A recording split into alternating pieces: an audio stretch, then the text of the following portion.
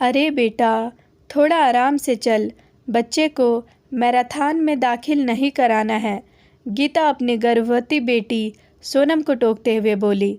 हाँ माँ, ऑफिस के लिए लेट हो रही हूँ, कहते हुए सोनम निकल गई।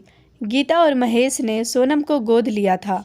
गीता एक टीचर थी। लगभग 20 साल पहले सड़क पर एक 5-6 साल की लड़की को भटकते हुए गीता ने देखा। उसने उस बच्ची से उसके माँ बाप के बारे में पूछा तो वह कुछ बता न सकी। पुलिस में शिकायत दर्ज कराने के बाद गीता उस बच्ची को अपने घर ले आई। लगभग 6 महीने तक इंतजार करने के बाद भी पुलिस उसके माँ बाप को ना ढूंढ सकी, जिसके बाद गीता और महेश ने सभी प्रक्रियाओं को पूरा कर उसे गोद ले लिया। सोनम के बाद गीता और महेश को 2 बच्चे और हुए, रोहित और अर्चना। गीता और महेश ने कभी भी सोनम और अपने दोनों बच्चों में भेदभाव नहीं किया। वे तीनों बच्चों को एक जैसा ही प्यार दुलार देते थे। समय आने पर सभी बच्चों को ये बात भी बता दी गई कि सोनम गोद ली हुई बेटी है, लेकिन इस बात से रोहित और अर्चना को बिल्कुल भी फर्क नहीं पड़ा, बल्कि वे सोनम को और ज़्यादा सम्मान देने लगे। सोनम ने ग्रेजुएशन के बाद MBA किया और एक बड़ी कंपनी में HR की नौकरी करने लगी। सोनम को विशाल से प्यार था। इस बात को जब उसने अपने माँ बाप को बताया तो उन्होंने खुशी खुशी सोनम की शादी करा दी। विशाल पेशे से इंजीनियर था, तो उसे काम के सिलसिले में कहीं भी जाना पड़ता था, इसलिए शादी के बाद भी सोनम अपने परिवार के साथ ही रहती थी। शादी के 1 साल बाद ही वह गर्भवती हो गई।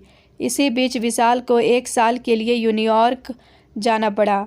सोनम को किसी बात की चिंता नहीं थी, पूरा परिवार उसका ध्यान रखता था। एक दिन अर्चना सोनम के पास आकर कहने लगी, दीदी आज मैं बहुत खुश हूँ, मैं इंजीनियरिंग करने के लिए हार्वर्ड यूनिवर्सिटी जा रही हूँ। सोनम ये बात सुनकर खुश तो हुई, लेकिन अचानक से उसके अतीत ने उसे कचोटना शुरू कर दिया।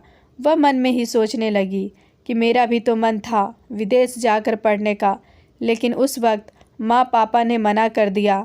आखिर अपना खून है तो जाने ही देंगे ना। सोनम को अचानक से परायापन महसूस होने लगा। उसे समझ नहीं आ रहा था कि वह क्या करे।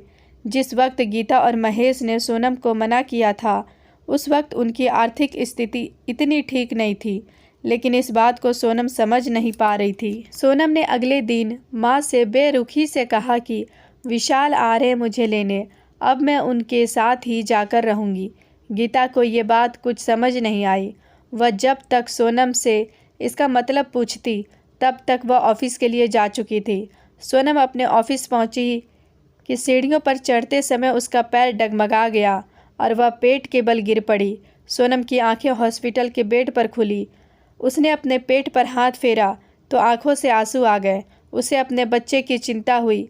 दरवाजे पर देखा तो शीशे के उस तरफ माँ और विशाल का चेहरा दिखाई दे रहा था। बधाई हो, आपको प्यारी सी बेटी हुई है, नर्स ने बच्ची को सोनम के पास रखते हुए कहा।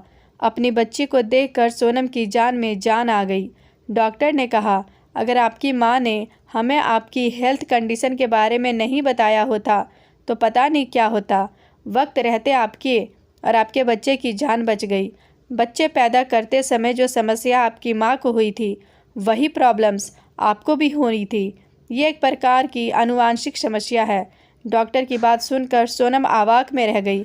वह सोचने लगी कि मैं तो गोद ली हुई बेटी हूँ, तो माँ को कैसे पता कि मेरी हेल्थ कंडीशन क्या है। शायद माँ को याद ही नहीं रहा कि मैं उनकी गोद ली हुई अनोखी बेटी हूँ।